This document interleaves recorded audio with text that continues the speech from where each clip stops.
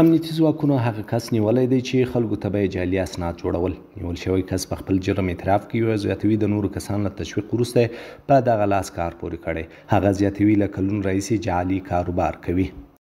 مرا در قضیه جعل و تزویر اسناد اینجا آوردن. پیش از شروع امارت ما کسی به نام شکیب که عبدالوارث نام اصلیش است آشنا شدیم و او مرده کار برده.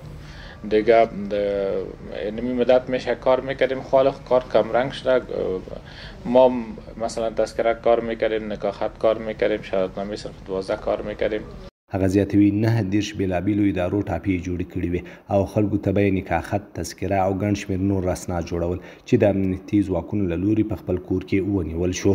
لیسانس کار میکردیم که اسنادا کندهدار نبود، هوایی بودن و دیروز دیشب مرا در خانه گرفتن که در خانه ما پرنترم رای ما بود، تاپه ها بوده که از مثلا از وزارت خارجه است، از ریاست تذکره است، از شهادتنامه است، از پانتون است که ما گرفتن. نامه جور کردیم، نکاحت جور کردیم، تذکره جور کردیم، دیگه سند دیپلم جوړ کړم. نوموړی زیاتوي له خپل کار څخه پښیمان دی او په راتلونکي کې به په داسې کار لاس پورې نه کړي.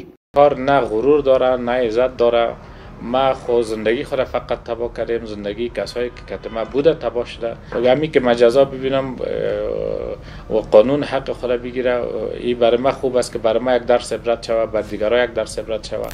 امنیتي ځواکونه وایي د یادې قضیې په تړاو 2 کسه نور تښتېدلي او هڅه کوي چې ډېر ژر یې ونیسي.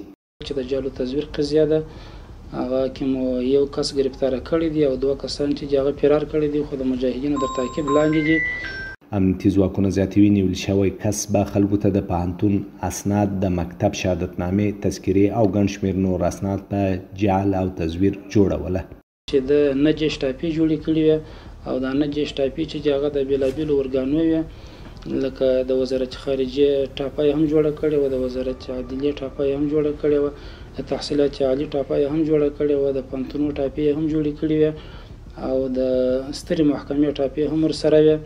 نو په دغه کې دغه کارونه اجرا کوله چې تذکرې به هم خلکو ته ورجوړولې او د پوهنتون اسناد به هم خلکو ته ورجوړوله او د 12 اسناد به هم خلکو ته ورجوړوله او نکاحتونه به هم خلکو ته ورجوړول او د هغه رقم د تولد کارتونه به هم خلکو ته ورجوړول.